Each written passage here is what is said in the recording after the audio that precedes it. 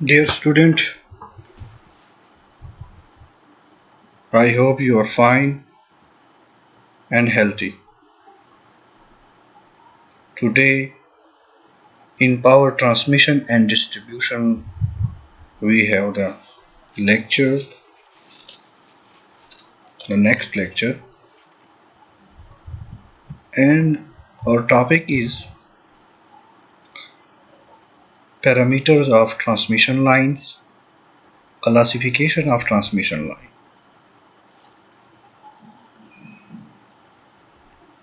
दो टॉपिक्स हैं हमारे आज. पैरामीटर्स ऑफ ट्रांसमिशन लाइंस, कि हमारे ट्रांसमिशन लाइन में कौन कौन से पैरामीटर्स होते हैं जिनको हम कंसीडर करते हैं. A transmission line is used for a transmission of electrical power from generating substation to the various distribution unit. हमारे ट्रांसमिशन का, जैसे कि हमने स्टार्ट में भी इस सब्जेक्ट के स्टार्ट में भी हमने ट्रांसमिशन की व्हाट इज ट्रांसमिशन लाइंस के ट्रांसमिशन लाइन होती क्या है, हमने बहुत डिटेल्स इसको जो है स्टडी किया हुआ है. लेकिन जो है हम उसको थोड़ा सा वो करते हैं, क्या कहते हैं उसको याद करते हैं कि हमारा जो ट्रांसमिशन लाइन होती है वो बेसिकली हमारे जो है पावर स्टेशन से, जहाँ पे हमारी जनरेशन होती है, हमारी जनरेटिंग सबस्टेशन से हमारी इलेक्ट्रिकल एनर्जी को जो है या इलेक्ट्रिकल पावर को जनरेटिंग सबस्टेशन से हमारे डिस्ट्रीब्यूशन यूनिट तक हमारी जो लाइन जो ट्रांसमिट करती है उसको हम ट्रांसमिशन लाइन कहते हैं. The performance of transmission line depends on the parameters of line. अब हमारी ट्रांसमिशन लाइन की जो परफॉर्मेंस है कि वो उसकी कितनी परफॉर्मेंस है, उसकी कितनी एफिशिएंसी है, वो हम उसके पैरामीटर्स पे डिपेंड करती है कि उसके पैरामीटर्स कैसे हैं. These parameters are uniformly distributed along the line, hence it is also called the distributed parameter of transmission lines. अब ये हमारे जो ट्रांसमिशन लाइन्स की जो पैरामीटर है ये हमारे जो है डिस्ट्रीब्यूटेड पैरामीटर्स है, जिसकी वजह से हम उसको distributed parameters of transmission lines भी कहते हैं. The transmission line has mainly 4 parameters. इसमें हमारे 4 किस्म के बुनियादी जो है पैरामीटर्स होते हैं. सबसे पहले हमारा रेजिस्टेंस, जिसको हम R से डिनोट करते हैं, हमारा इंडक्टेंस जिसको हम L से डिनोट करते हैं, हमारा कैपेसिटेंस थर्ड वन जिसको हम C से डिनोट करते हैं, और हमारा चौथा जिसको हम कंडक्टेंस कहते हैं G, जो कि हमारा रेजिस्टेंस के इनवर्सली प्रोपोर्शन होता है G. रेजिस्टेंस सबसे पहले हमारा जो है पैरामीटर है. The conductor of the transmission line have small resistance. For short lines resistance play an important role. As the line current increase so the ohmic losses, जिसको हम आई स्क्वायर लॉसेस भी कहते हैं. ये हमें ऑलरेडी पता है, हम इसको जो है बार बार ये चीज़ रिपीट करते हैं कि कोई भी कंडक्टर जो है जिसको हम ट्रांसमिशन लाइंस के लिए इस्तेमाल करते हैं, चाहे हम उसको फ्लो ऑफ करंट के लिए इस्तेमाल करते हैं, चाहे हम उसको जिस पर्पस के लिए भी इस्तेमाल करें, जिस कंडक्टर होती है उसकी कुछ इंटरनल रेजिस्टेंस होती है जो कि हमारे करंट के बहाव में रुकावट पैदा करती है. ठीक है ना, और ये उसकी इंटरनल होती है. ठीक है ना. सो अब हमारे शॉर्ट लाइंस पे जो है ये रेजिस्टेंस बहुत अहम रोल अदा करती है, और जैसे जैसे हमारा करंट इंक्रीज होता है तो हमारे जो लॉसेस हैं, जिसको हम ओमिक लॉसेस या रेजिस्टेंस लॉसेस या आई स्क्वायर आर लॉसेस कहते हैं. ठीक है, this is the I square R losses. ठीक है ना, ये I is the current and ये इसका स्क्वायर है, यहाँ पे गलती से ऐसे हुआ है. ठीक है ना, तो जिसको हम आई स्क्वायर आर लॉसेस कहते हैं, जो कि बेसिकली जिसका डायरेक्ट रिलेशन होता है करंट के साथ. अब जैसे जैसे हमारा करंट इंक्रीज होता है तो हमारे ये लॉसेस भी इंक्रीज होते हैं, तो हम जो है इसको जो है इग्नोर नहीं कर सकते. When the current exceeded a certain value, the heat generated due to ohmic losses start to the melt conductor and the conductor become longer, that results in more sag. अब जो है अगर हमारा करंट जो है वो सर्टन वैल्यू से जो है बहुत ज़्यादा हो जाता है, और हमारा जो करंट जो है जब वो बहुत ज़्यादा होता है तो उसकी वजह से हमारी जो है हीट जनरेट होती है. अब उस कंडक्टर में हीट जनरेट होती है क्योंकि उसमें जो है आई स्क्वायर आर लॉसेस करंट के ज़्यादा होने से ज़्यादा हो जाते हैं, जिसकी वजह से हमारा कंडक्टर और हीट हो जाता है और वो मेल्ट कंडक्टर जो होता है वो मेल्ट होना शुरू हो जाता है, जिसकी वजह से हमारा कंडक्टर जो है वो जो है उसमें जो है सैग, जिसको हम झुकाव कहते हैं, और वो जो है ज़्यादा हो जाता है। The current at which this condition of the conductor is irreversible is called thermal limit of conductor. इस कंडीशन में हमारा जो कंडीशन में हमारा जो होता है उसको हम थर्मल लिमिट ऑफ कंडक्टर भी कहते हैं। शॉर्ट और हेड लाइंस, ये जो है शॉर्ट, मीडियम और लॉन्ग, ये कौन से होते हैं, ये हम हमारा आगे जो है टॉपिक आ रहा है। तो शॉर्ट और head lines should be operated well within this limit. The resistance of the conductor is directly proportional to the length. ये हमने जो है रेजिस्टेंस लॉ में भी हमने पढ़ा है कि हमारा जो रेजिस्टेंस होता है वो हमारे लेंथ की डायरेक्टली प्रोपोर्शन होता है, हमारे एरिया के इन्वर्सली प्रोपोर्शन होता है। ठीक है, कि अगर हमारा लेंथ बढ़ेगा तो हमारी रेजिस्टेंस बढ़ेगी, हमारा लेंथ कम होगा तो हमारी रेजिस्टेंस कम होगी। हमारा क्रॉस सेक्शनल एरिया, अगर हमारी तार की मोटाई जो है वो कम होगी तो रेजिस्टेंस ज़्यादा होगा, और अगर हमारी तार की मोटाई मोटी यानी मोटा होगा तो हमारी रेजिस्टेंस कम होगी। That is the inversely proportion and with the resistance with the length is directly proportion of the conductor। ठीक है, inversely proportion to the cross sectional area। ठीक है, उसके बाद हमारा नेक्स्ट जो है वो है inductance. Inductance, the current flow in the transmission lines produce magnetic flux। अब जो है हमारा करंट लाइन जो है वो जब जो है वो ट्रांसमिशन लाइन में से गुजरता है तो वो मैग्नेटिक फ्लक्स क्रिएट करता है। When the current in the transmission line changes, the magnetic flux also varies due to with the EMF induced in the circuit. अब ये भी हमें पता है कि हमारा जो ट्रांसमिशन लाइंस में जो करंट गुजर रहा होता है वो हर लम्हा चेंज हो रहा होता है, क्योंकि अल्टरनेटिंग करंट है जो कि हर लम्हा चेंज हो रहा होगा। तो जैसे हमारा करंट चेंज हो रहा होता है उसी तरह हमारा मैग्नेटिक फ्लक्स भी चेंज होता है, जिसकी वजह से ईएमएफ, जिसको हम इलेक्ट्रोमैग्नेटिक फोर्स कहते हैं, वो हमारे सर्किट में क्रिएट हो जाती है। The magnitude of the induced EMF depend on the rate of the change of the flux. अब जो है हमारा इंड्यूस्ड ईएमएफ जो होगा उसकी जो मैग्नीट्यूड या उसका जो मिकदार होगा वो इस चीज पे डिपेंड कर रहा है कि हमारा जो फ्लक्स होता है वो कितने रेट से चेंज हो रहा है। अगर हमारा फ्लक्स चेंज का जो रेट है वो ज्यादा होगा तो हमारा इंड्यूस्ड ईएमएफ भी ज्यादा होगा, और अगर वो कम होगा तो वो कम होगा। EMF produce in the transmission line resist the flow of current in the conductor and this parameter is known as the inductance of the line. अब जो है ये ईएमएफ जो है ये हमारे ट्रांसमिशन लाइन की जो करंट की जो फ्लो होता है उसको ये रेजिस्ट करता है, उसमें ये रुकावट पैदा करता है, और इसी वजह से जो है हम इस पैरामीटर को हम कहते हैं कि it is the inductance of line. ये हमारे लाइन की इंडक्टेंस है।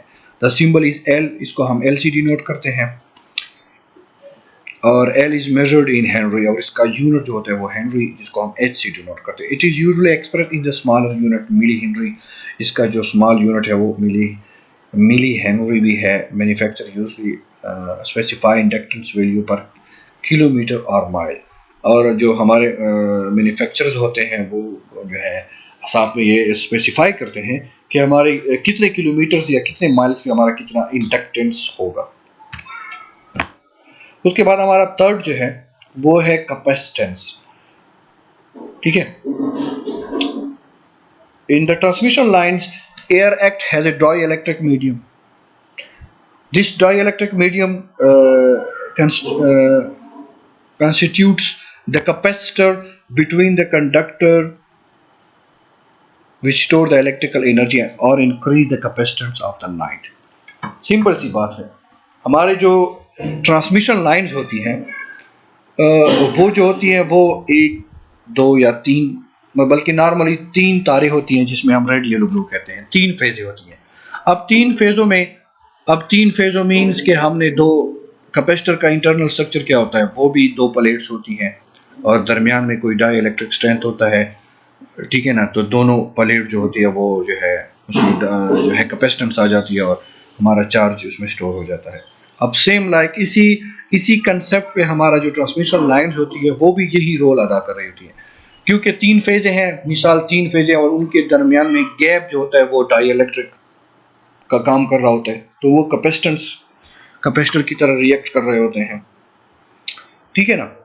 The capacitance of the conductor is defined as the present of change per unit of the potential difference. अब जो कैपेसिटेंस कंडक्टर में होगा वो ये है कि वो पोटेंशियल डिफरेंस उसमें क्या होगा। अब पोटेंशियल डिफरेंस तो नॉर्मली बात है, वोल्टेज है, उसमें पोटेंशियल डिफरेंस होगा, अल्टरनेटिंग है।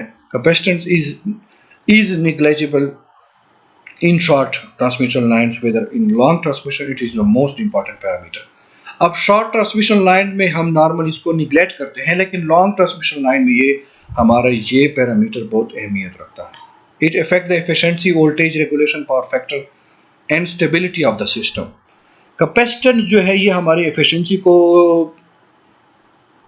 इफेक्ट कर रहा होता है, हमारी पूरी सिस्टम की एफिशिएंसी जो है, हमारी ट्रांसमिशन लाइन की जो एफिशिएंसी है, कारकर्दगी है, हमारा वोल्टेज रेगुलेशन उसको ये पॉजिटिव नेगेटिव करती है, हमारे पावर फैक्टर जो मोस्ट इम्पॉर्टेंट फैक्टर है हमारा पूरे सिस्टम में, वो इस चीज़ की वजह से इफेक्ट हो रहा होता है, और हमारे सिस्टम की जो स्टेबिलिटी है वो भी इससे इफेक्ट हो रही होती है। So that is the very important factor. उसके बाद हमारा नेक्स्ट है conductance. Air act has a dielectric medium between the conductors. वही बात पुरानी बात कर रहा है कि हमारे कंडक्टर्स के दरमियान में जो हमारा मीडियम होता है, जो हमारा एयर होता है, वो डाई इलेक्ट्रिक मीडियम के तौर पे काम कर रहा होता है। When the alternating voltage apply in a conductor, some current flow in the dielectric medium because of the dielectric imperfections. Such current is called a leakage current. अब जब हम अल्टरनेटिंग वोल्टेज अप्लाई करते हैं कंडक्टर में, तो कुछ current जो होता है वो डाइलेक्ट्रिक के मीडियम में गुजरता है, ठीक है। तो इस करंट को हम लीकेज करंट कहते हैं। Leakage current depends on the atmospheric condition and pollution like moisture and surface. यानी हमारा जो कंडक्टर है उसके इर्द गिर्द हमने जो है कोई इंसुलेशन तो लगी नहीं है, ठीक है, और उसके जो दरमियान में गैप होता है उसमें एयर होता है। अब उस एयर को अगर हम मॉइस्चर आ जाए उस एयर में या कोई पॉल्यूशन आ जाए, तो तब ये हमारे उसमें से लीकेज करंट उस सरफेस में से गुजरती है। दैट इज द कंडक्टेंस, ठीक है। Conductor is defined as the flow of leakage current between the conductors.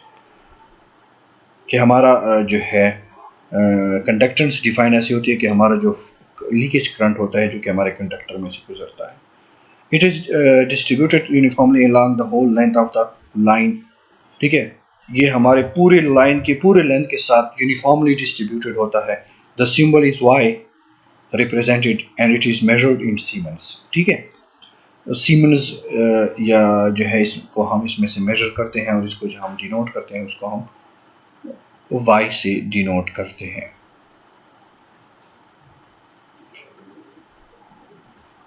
Conductance को हम जी से डिनोट करते हैं, नॉट अ वाई, ठीक है। यहाँ पे इसने गलत किया। पैरामीटर ऑफ ट्रांसमिशन लाइन, यहाँ पे हमने जो है यहाँ डायग्राम में हमने सारे पैरामीटर ट्रांसमिशन लाइन के जो है शो किए हुए हैं। ये हमारे दो फेज है, मिसाल के तौर पर ये एक फेज है, ये हमारा दूसरा फेज है, ठीक है। सिर्फ फिलहाल यहाँ पे दो फेज को शो किया हुआ है। So that is the inductance, that is the resistance. तो ये हमारा resistance R, inductance L, this is the capacitance C and this is the conductance G, ठीक है ना। ये हमारे सोर्स वोल्टेज, ये हमारे रिसीविंग वोल्टेज, यहाँ पे सेंड, यहाँ से सेंड हो रहे हैं, यहाँ पे रिसीव हो रहे हैं, यहाँ पे पास, ठीक है ना। तो ये हमारे पैरामीटर हैं जहाँ पे हमने ये शो किए हुए हैं, ठीक है ना।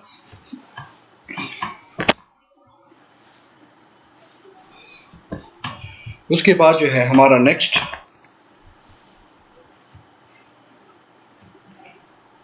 यहाँ पे जो है ना देख सकते हैं कि यहाँ पे ये जो है हमारा z is equal to R plus J W L, ठीक है, और ये y is equal to G plus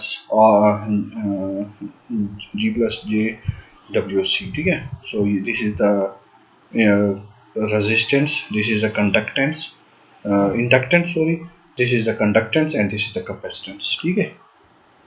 उसके बाद जो है resistance and impedance together is called transmission line impedance. Also capacitance and conduction in parallel is called admittance, ठीक है ना, जिसको हम y से डिनोट करते हैं। उसके बाद नेक्स्ट जो है on the basis of length transmission line are classified into three groups: short, medium, long transmission line, ठीक है ना। तो ये हमारा अभी जो लेक्चर में के दौरान ये शॉर्ट, मीडियम, लॉन्ग के लफ्ज़ आ रहे थे। सो दिस इज व्हाट बेसिकली हम ये आज देखते हैं।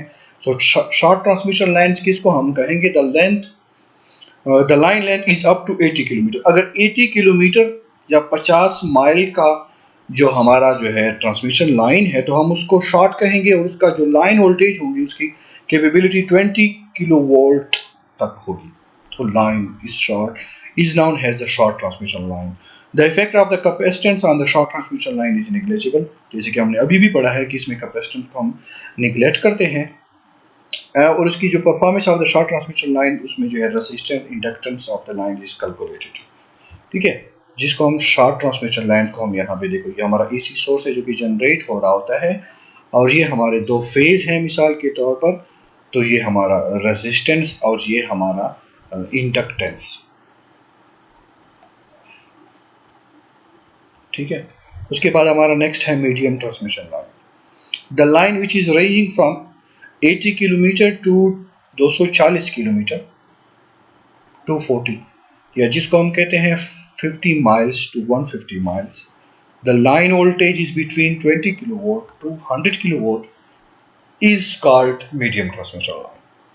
अब इसमें जो है capacitance of the medium transmission line can not be ignored. अब मीडियम में जो है कैपेसिटेंस को इग्नोर नहीं किया जाता है, सिर्फ शॉर्ट में इग्नोर किया जाता है। मीडियम ट्रांसमिशन लाइन में हम देख सकते हैं दिस इज द आर, ठीक है, this is the inductance and this is the capacitance of the transmission line, ठीक है। ये हमारे पैरामीटर शो किए हुए हैं। अब लॉन्ग ट्रांसमिशन लाइंस कौन से होते हैं? वो ये होते हैं जब उसका जो है लेंथ 240 किलोमीटर से ज्यादा हो जाए तो हम उसको लॉन्ग ट्रांसमिशन लाइन कहते हैं, और उसकी वोल्टेज कैपेसिटी जो होती है वो 133 किलोवाट से अबव होती है तो हम उसको लॉन्ग ट्रांसमिशन लाइन कहेंगे।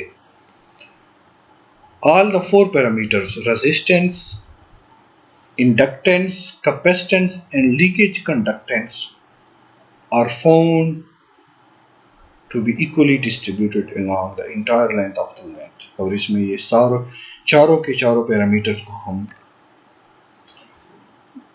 कैलकुलेट करते हैं, ठीक है। This is the resistance, this is the inductance, this is the inductance, this is the conductance and this is the capacitance, ठीक है। 3 दफा यहाँ पे शो किए हुए हैं, ठीक है ना। तो ये हमारा लॉन्ग ट्रांसमिशन लाइन होगा, ठीक है ना। तो ये आ सकता है कि हमारे long transmission line, medium transmission, short line की रेंज क्या होती है, उनकी वोल्टेज रेंज क्या होती है, और उनमें और किस में कौन सा पैरामीटर को हम जो है कैलकुलेट करते हैं और कौन से को जो है हम इसमें इग्नोर करते हैं। तो थैंक यू, मुझे उम्मीद है कि आपको लेक्चर समझ आ गया होगा। मुझे अपनी दुआओं में याद रखिएगा। अल्लाह।